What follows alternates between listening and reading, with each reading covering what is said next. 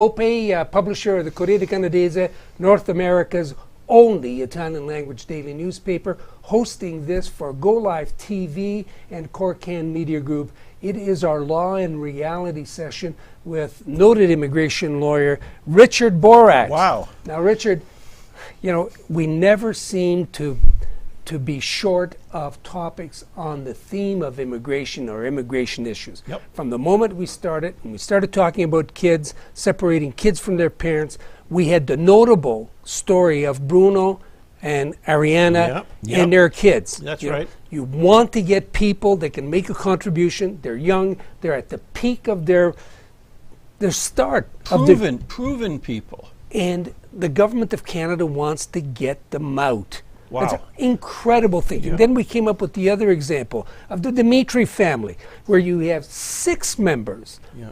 2 of them born here, and some genius at the humanitarian and compassionate department or sector out of BC says, oh, no, we're not going to do that. And this isn't the time for us to consider this, and not even consider the Supreme Court direction that you always take into account the best interests of the child. That's right. And so they said, no, forget it. Let's get rid of these people. They never see them. They never talk to them. They know nothing. It's an insane, but we're going to come back to it. It's an Sure. insane system. So what happened in the course of this last weekend? Man, the world erupted because somebody alleged that there are women from outside of Canada who come to Canada with the express purpose of having their babies born in this country. God forbid. And that they should those babies should not get their citizenship. Yeah. So, Richard, I know that you have great contacts in the Conservative No, Party. You know, Well, they'll deny it. they'll deny it. Yeah. But what would have possessed the people at that Conservative convention last weekend to pass that motion? You know, Joe, I've been to a lot of Tory conventions, and I like those people, especially from small towns in Newfoundland and the villages, Saskatchewan. These people are emotional. And in good faith, they do the wrong thing. They've been told, somebody's told them that there are anchor babies, and they say, well, this is fraud, let's stop it. And knowing my friends in the party, former party, whatever, they did it in good faith. And then what happened? Liberals exploit an opportunity. The geniuses in the but PMO, let's explain to everybody who's watching, just a second, let's explain to everybody that's watching Sure. what you mean by anchor babies. So somebody else has called them passport babies. Go So ahead. what is it? You go ahead. No, you go and tell me what that is. You know, there are people, Yes, usually from wealthy countries, right. that they come here, they have their kid here, then they go back with the kid and hoping that the kid will get the passport, and the kid will get the passport. If the kid is born here, then they leave, mostly never to return again for 18 years. At least because they can't come back before And then the on kid- their own. And the kid comes back in 18 years, and either they get a cheaper education or to sponsor mommy and daddy. Oh man, what a crime, right? Well, it's a fraud, Joe. It is a fraud. I'm sorry. A typical liberal position. My friends in the Tory party, they call a spade. That is a fraud. Liberals right away want to exploit this for different purposes. So here you are, you have a riding association out of St. John's, Newfoundland, Yeah. you know, that's starving for people, by the way, well, that's starving for Yep. people. And they come up with a resolution that says, you know, there are too many babies born here for the express purpose of Joe, getting a passport. My friends in Newfoundland did it because they didn't have the data, they're emotional, and they went off on the wrong track. And what Not having the data seems to be, you know, something really Canadian. Well, that is the core way that the immigration debate on every issue in this country goes forward or backwards, because Ottawa never puts the data on the table. How many anchor babies were born in Canada last year, according to federal government statistics, Joe? Stats Canada. Stats Canada. How So many? now the number changes. You know, when I read some of the reports coming out of CBC, et cetera, it's either, what is it? Either 313 babies born last year or 383, according to somebody else. And, you know, I'm saying to myself, as I read this, I say, okay, I'm in the business of reporting some news or reporting events or reporting analysis, and Stats Canada can't give me a precise number. So what happens, this report comes out, and does the Liberal Party, does the Liberal government, does the minister, do they come up with the data saying 300, 600, 60,000 anchor babies? No. They let the anger and the festering and the division, they let it bubble and boil and boil and boil. Nobody deals with the actual facts. And instead, what happens, this is going to go off the rails. As Jason Kenney, St. Jason, in 2015, had Stephen... Well, we found it, we treated him like a cartoon character. Well, that's ridiculous in his policies. There's a man who wasn't presenting data. He was a liberal, which explains everything, you see. I think he ran for the Conservative Party of Canada under Harper. He came to us from you, no data, exploiting emotion, and he put such fear and terror in the hearts of the GTA by putting an asterisk by citizenship with Bill C-24. Terrorists. If you're a terrorist and you're a citizen, you lose your status, lose your passport. You know what, and now we're getting into offensive territory, because that's really ridiculous. Now I'm going to tell you something here, Richard.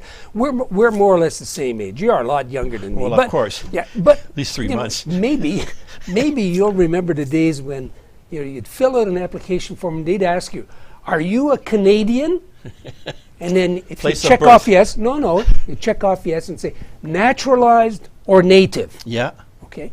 So naturalized meant that somebody sprinkled water on you and suddenly you became something else, right? So I was born elsewhere. So I was naturalized. Now, when you were naturalized, you had to say where you came from. So some bureaucrat or some office person there would say, okay, so he came from that country. Is it Brazil? Is it Italy? Is it South Africa? Who do we hate today? Who's the flavor of the day? Well, that's the guy we don't want, even though he's a Canadian. Joe, and we're going to go back to that, to the back door. And I think the key thing here is because there's a lack of data, there's emotion, there's division, there's all this nonsense. But at the end of the day, I think the Asia Pacific Foundation nailed it right on the head. What did they say? They said that our Canadian diaspora, Canadians overseas, we should be treated as an asset to this country, not a liability. Ottawa, we should be going to our Canadian friends in Hong Kong, around the world. In Italy. In Italy. In England. I was born in England. I came to this country as a DP without a British passport, a refugee nowadays, right? Right. And when I was older, I was over 18, I applied for a British passport. They gave it to me. And I would hope my commitment to Her Majesty has been strong my whole life. In other words, you've been loyal to your past. Absolutely. Okay, but we want to be loyal to the future. But I go forward. I've helped this country by recognizing my past. So, the same way a Newfie helps this country when he recognizes himself as a Newfie. Newfoundlander, I'm sorry. Newfoundlander and Labradorian. Yeah, my good buddies in St. Anthony. Okay, so St. Agony.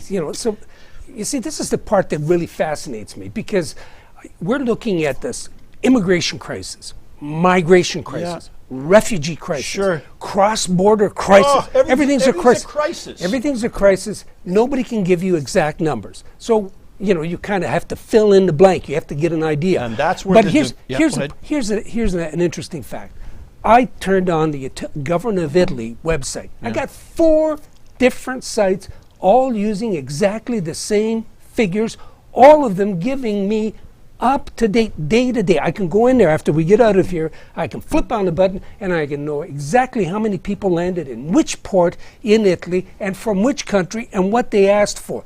And I said, why can't I get that out of Canada? You know why? The older I get, I realize that Ottawa runs on the English-French divide and conquer rule.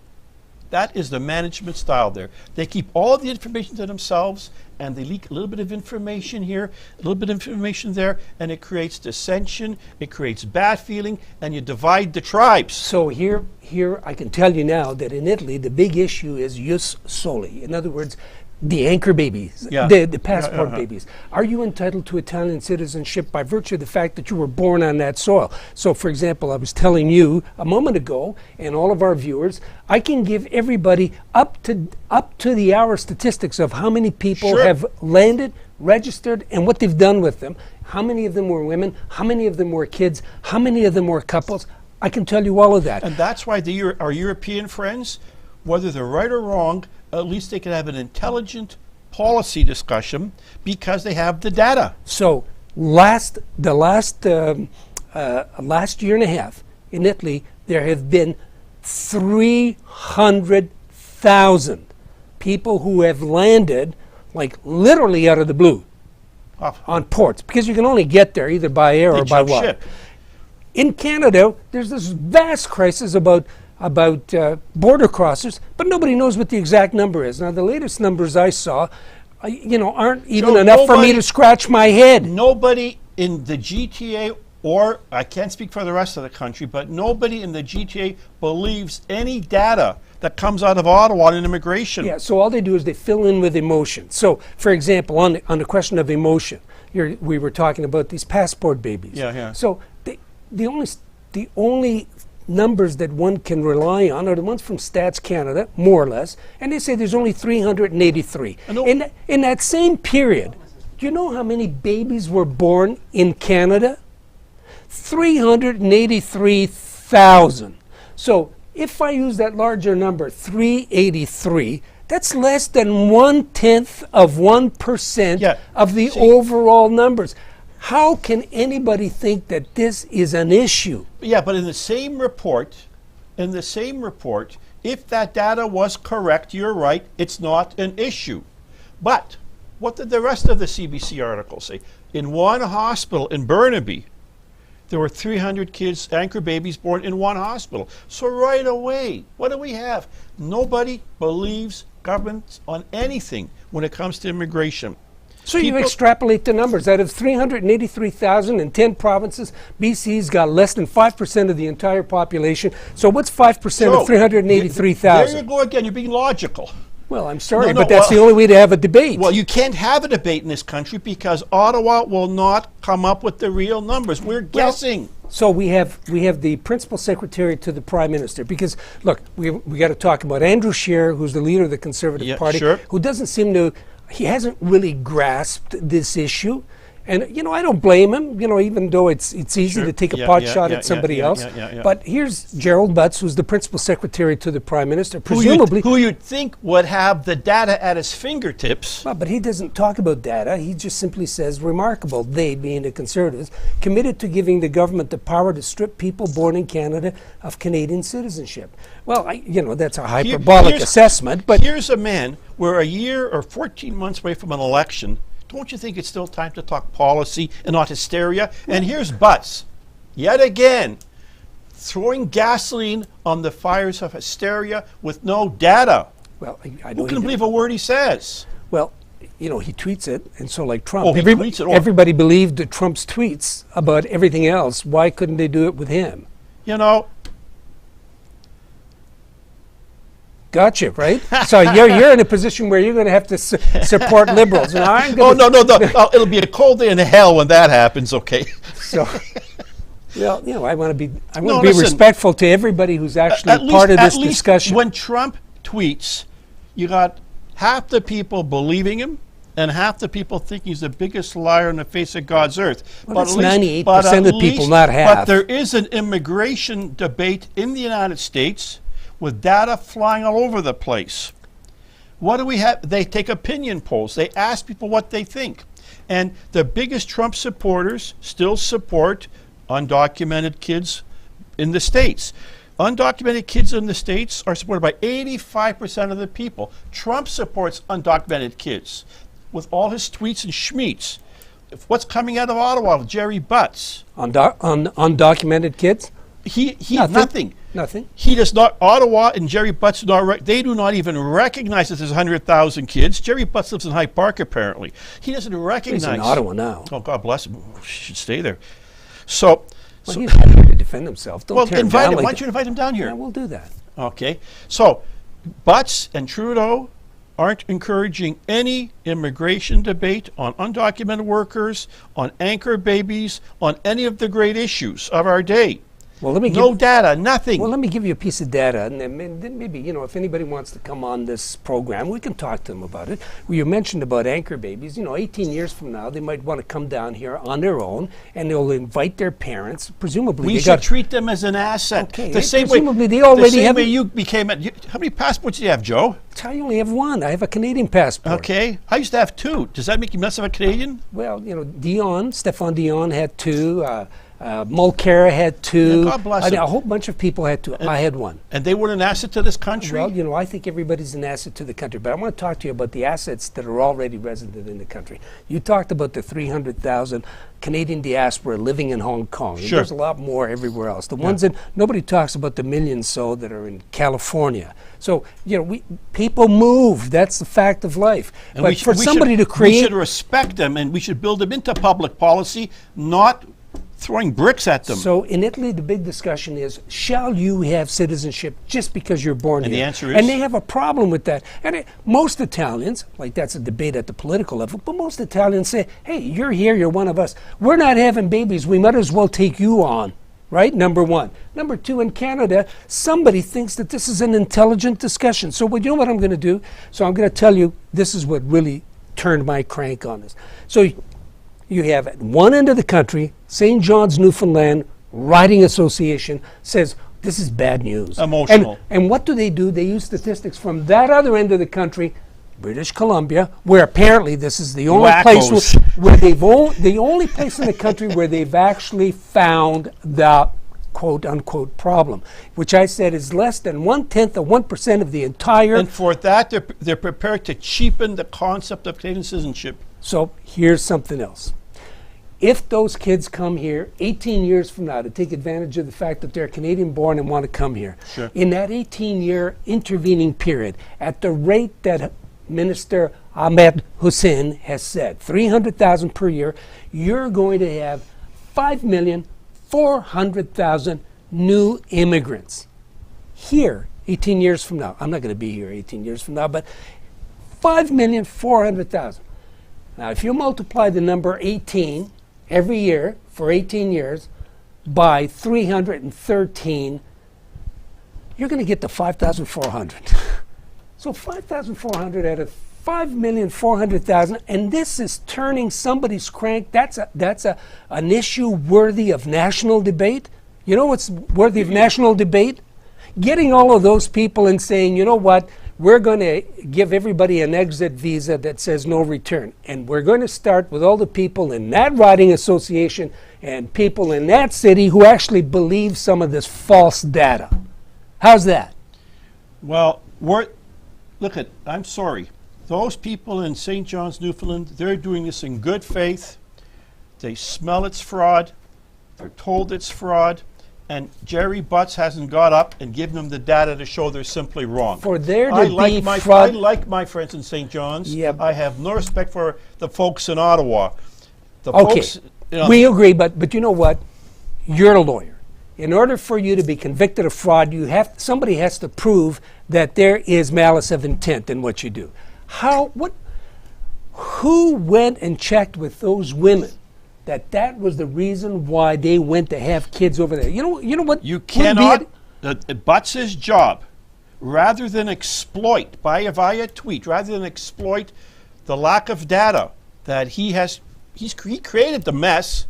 Typical social work type guy. He creates the problem. He creates the mess. He points those guys in St. John's, and then he screams and yells about it. Well, I've been more fair to you than I have to him. He's not here. Well, get him in here. Last week I said we would invite Ahmed Hussein. Yeah, I did. Where is he, by the way? I sent the invitation. They were in Vancouver at a cabinet retreat.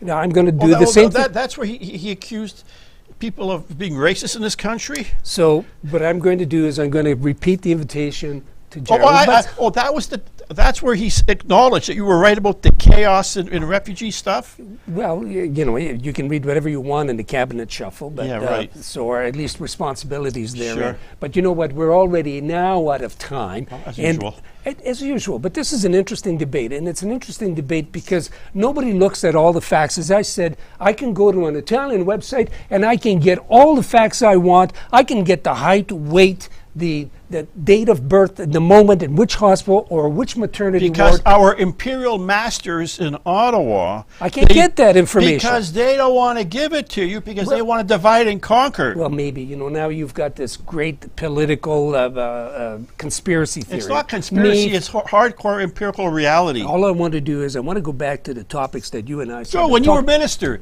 did you ever ask these hardcore data questions of your bureaucrats? Darn right I did. Did you ever get answers? Well, when I didn't get it, I kept insisting. Oh, you had to insist. Well, no, look. Oh, I get it. I'm sorry. You're the minister, you Richard, have to insist. Richard, you asked the question. I give you the specifics. I even gave you an example of what happens if you're a member of a board of directors, a board of governors, and you're sitting at that board and you're not asking questions of the CEO or the COO or anybody who's responsible for the operating of the... Get out of there. So I saw myself... No. You get out of there. The guys who aren't answering, toot sweet, they should get out of there. No, but you've got to give people an opportunity Why? to answer the question. Because that's why they're there. They're there to maintain the system. And what you do You is... said you had to insist. You asked me what I would do. I Okay, said fine. what I would do if I didn't get an answer. I insisted. Okay. So, you know, people are right to say, well, I don't know whether you're serious about They asking should me have been that shown question. the door. Now we know. A la Trump. A la Trump. A la Trump. And speaking of a la Trump, listen, thank you very much for watching.